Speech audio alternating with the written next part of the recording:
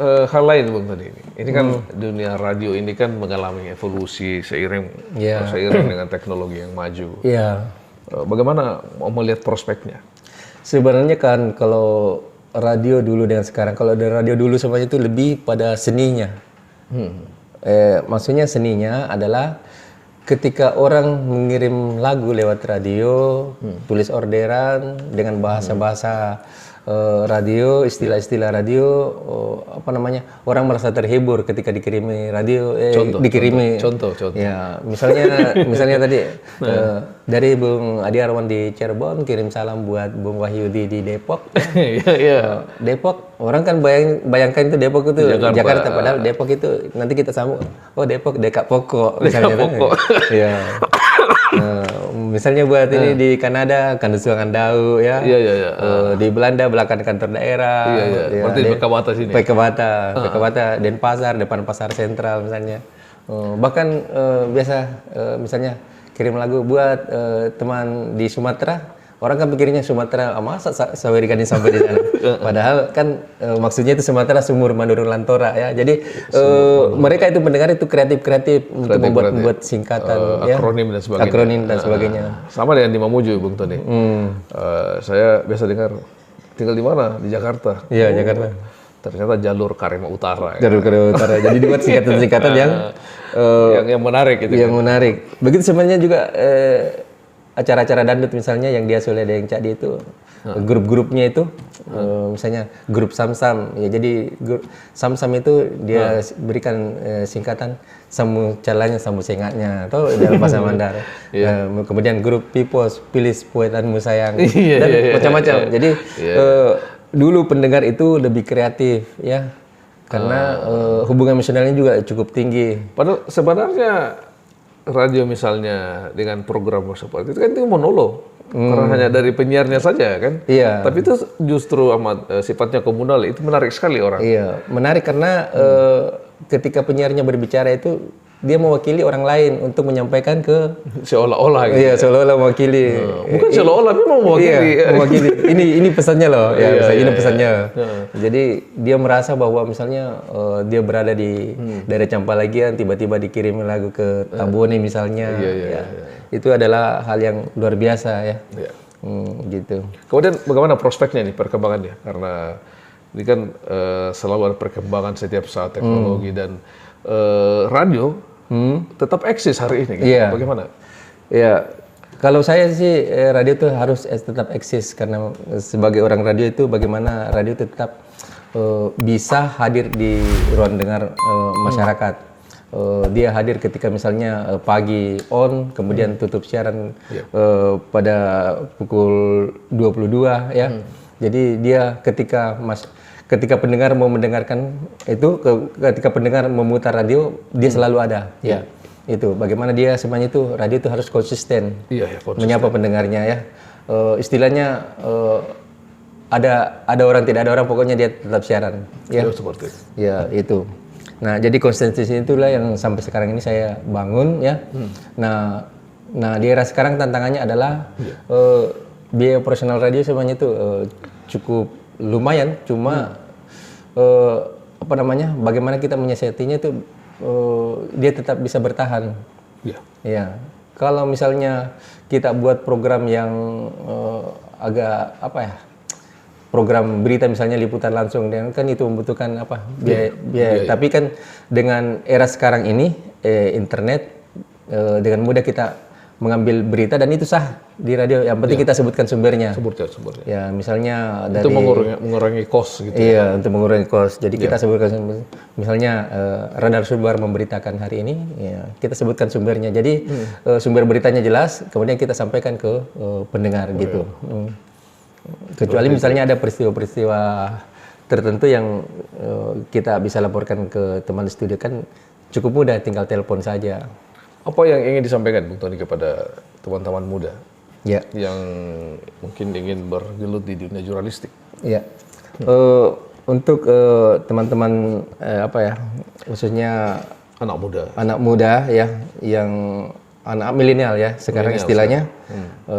Kalau menggeluti dunia jurnalistik itu harus memang pelajari ilmunya ya. Ada ilmu ya. Ilmunya, artinya bagaimana memberitakan sesuatu itu bisa tersampaikan dengan baik ya. Kalau misalnya ada aspirasi yang disampaikan, bagaimana dia bisa berimbang. Ya, berimbang. Jadi misalnya ada suara dari masyarakat, ada juga suara dari pihak penentu kebijakan, jadi cover both side itu. Jadi kecuali misalnya berita-berita seremonial kan biasanya sepihak itu satu arah gitu. Satu arah enggak apa karena tidak menimbulkan ketersinggungan ya. Ya, itu. Nah, sekarang juga ini kan setiap orang bisa membuat berita ya dengan media sosial. Cuma kan ada yang namanya karya jurnalistik, ada yang berita apa ya? Informasi yang disajikan oleh masyarakat umum. Ya, di Facebook kan dengan mudah kita misalnya melihat peristiwa kecelakaan misalnya, tapi tidak jelas pengendaranya siapa, apa tiba-tiba ada gambarnya saja. Dulu kan ada Vameo bagi kita dalam belajar jurnalistik bahwa tidak semua peristiwa itu adalah berita. Iya. Ya, karena berita itu adalah proses produksi. Iya, produksi. Jadi kalau berita itu kan ada editingnya, ada proses sehingga sebelum dia sampai di publik. Iya, publik. Ya, jadi proses-proses itu sebenarnya mesti dilakukan. Misalnya ketika meliput, bagaimana berita itu terkirim ke redaksi, kemudian redaksi diedit, kemudian ditayangkan ke publik. Cuma kan dengan media online sekarang ya cukup mudah untuk membuat orang berita biar dengan kemudahan begitu seharusnya kan diikuti dengan tanggung jawab. Iya. Urgensinya apa kalau itu mau di share gitu ya. Iya. Tapi kan kalau saya menilai sekarang ini media-media online ya cukup lumayan bagus lah, artinya masih bisa dipertanggungjawabkan beritanya ketika jelas medianya, jelas narasumbernya, jelas yang memberitakan ya itu. Jadi masih bisa dipertanggungjawabkan. Yang tidak bisa dipertanggungjawabkan itu misalnya kalau berita langsung saya di-expose ke medsos, misalnya Facebook, Instagram, tanpa verifikasi atau WA group ya. Itu kan bisa menjadi berita sebenarnya hoax. Bagaimana membuat atau bagaimana tipsnya itu ke publik? Karena kan kadang-kadang orang tidak melakukan sharing lalu share gitu. Sebenarnya apa yang harus dilakukan untuk menjamin bahwa apa yang di-share itu tidak hoax atau palsu? Ya sebenarnya makanya sekarang ini semua orang harus cerdas melihat suatu peristiwa. Jangan melihat karena ini unik, menarik, tiba-tiba di-share ya. Ya, karena memang berita itu yang menarik itu karena dia unik, langka, peristiwa yang proximity itu. Iya. Kedekatan dengan suatu warga, peristiwa suatu peristiwa sehingga mudah saja di-share. Ya, padahal kan harus dilihat dulu betul nggak peristiwa ini. Jangan sampai misalnya peristiwa berapa tahun yang lalu kemudian di-share kembali ya. Dia tidak baca ya? Iya, misalnya masalahnya sudah selesai tapi dia masih share gitu. Iya. Misalnya kan yang sering ini longsor di antara Majene Mamuju. Jangan sampai gambar lama yang di-share yang tahun lalu di-share, kemudian orang yang mendapatkan itu dia share kembali jadi dianggap sesuatu yang baru padahal itu peristiwa lama. Padahal sudah tidak ada. Iya, jadi harus diklarifikasi. Padahal iya. Oke. Satu hal lagi tentang Bung Tony mengenai dunia penyiaran ini. Iya. Bagaimana melihatnya dengan perkembangan isu demokratisasi peran dunia penyiaran secara khusus dan jurnalistik? Iya. Kalau peran dunia penyiaran kan saya kira tetap dibutuhkan oleh masyarakat sepanjang apa yang disampaikan itu memang bermanfaat untuk khalayak ya. Karena kan sebenarnya media itu dia mewakili publik. Dia mengabdi kepada publik. Ya, dia menyampaikan apa yang menjadi kepentingan publik. Misalnya apa yang disuarakan juga pemerintah sebenarnya kepentingan publik juga. Ya, betul. Misalnya harga minyak goreng, ya itu juga untuk kepentingan publik ya. Betul. Yang mesti tersampaikan ke masyarakat ya. Gitu. Supaya tidak langka. Bagaimana sih tidak langka? Kemudian apa sesungguhnya yang paling berkesan sejak hidup dalam atmosfer radio ini selama ini? Ya, sebenarnya yang paling berkesan itu hampir semuanya berkesan sebenarnya karena radio bagi saya itu adalah hobi ya. Hobi yang menjadi pekerjaan. Iya, menjadi pekerjaan. Profesi ya. Iya, menjadi profesi. Ya, Karena kata orang kan ketika pekerjaan itu dilakukan dengan hobi, enjoy ya. Iya, betul. Enjoy, tidak merasa terbebani apa dan sebagainya. Betul sekali. Ya, itu. Kemudian yang kedua bagi saya adalah memberikan informasi melalui radio, kemudian inspirasi melalui radio, kemudian hiburan melalui radio, pendidikan melalui radio itu adalah hal yang saya kira cukup memberikan kepuasan tersendiri ya. Iya, betul. Misalnya kan kalau sekarang ini pagi-pagi radio on itu pertama lagu Indonesia Raya ya, kemudian yang kedua zikir ya, bacaan zikir itu selama 9 menit, kemudian dilanjut dengan ceramah ya. Jadi ada religinya, kemudian ada unsur pendidikannya, ada semacam ilmu yang diberikan kepada masyarakat terkait dengan ceramah dari ustaz-ustaz ya. Itu. Kemudian masuk ke dunia hiburannya ya, bagaimana menyemangati masyarakat ya untuk beraktivitas memulai hari dengan baik ya. Begitu juga misalnya di penghujung malam ketika mau tutup siaran, bagaimana mengantar pendengar itu bisa beristirahat dengan baik ya. Merefleksi satu hari itu lagi. Merefleksi apa yang dia lakukan hari ini. Luar biasa memang. Iya. Jadi memang bagi saya radio adalah sesuatu yang sudah menjadi hobi, menjadi darah daging. Ya, mendarah daging buat karena saya. Begini pemirsa, kalau kita bicara tentang radio, khususnya di Sulawesi Barat, beliau ini adalah orang yang berada paling depan sesungguhnya ya, karena beliau telah berkecimpung ini, saya pikir sudah melewati setengah umur. Iya, sudah lebih dari. Kalau saya hitung-hitung ini, saya pikir-pikir ini sudah lebih dari setengah umurnya sesungguhnya. Tapi kita tidak membahas berapa umurnya ya. Sudah 3 dekade lah kita bergelut di dunia penyiaran. Luar biasa. Jadi apa yang disampaikan beliau ini adalah bagian refleksinya, kontemplasinya mengenai sejarah singkat. Ya, tentu tidak bisa panjang kita ceritakan. Iya. Meskipun sebenarnya di dunia radio itu ketika kita siaran ya berbeda ketika kita membawakan acara-acara yang lebih serius, misalnya program interaktif ya. Berbeda ketika kita membawakan acara untuk baca berita ya. Berbeda ketika kita membawakan acara yang kontennya misalnya kayak bisikan kalbu. Ya, jadi ada ekspresi yang berbeda ya. Bisa tidak 3 ekspresi ini Bung Tony tunjukkan ke penonton kita.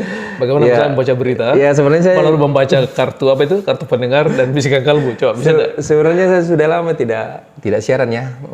Cuma selalu mengarahkan teman-teman merefleksi untuk saja. siaran. Coba direfleksi ya. Ya. Misalnya kan kalau bicara acara hiburan, bagaimana menyemangati pendengar. Jadi yang pertama adalah yang mesti disiapkan adalah musik-musik yang debitnya yang agak tinggi. Misalnya, Assalamualaikum warahmatullahi wabarakatuh. Selamat pagi dan selamat berjumpa kembali bersama saya Tony Doboluan.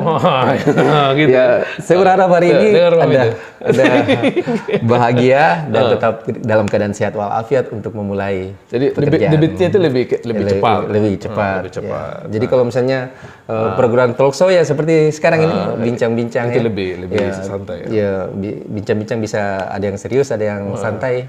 Ya, kemudian kalau misalnya acara-acara larut malam tentunya suara juga lebih slow lagi. Coba bisikan kalbu. Sebenarnya sudah lama ya karena coba direfleksi ya. Berapa tahun ya? Sudah lebih 20 tahun tidak siaran. Ya. Sebenarnya kan bisikan kalbu itu saya lihat banyak juga di YouTube sekarang. Iya, banyak di YouTube diiringi dengan musik dengan musikalisasi itu. Musikalisasi. Ya, sebenarnya itu adalah pengembangan dari radio transformasi dari radio ke betul YouTube. Ya. Biasa saya lihat ada bahasa-bahasa yang memang tapi kan bahasa-bahasa itu diciptakan oleh pendengar sendiri.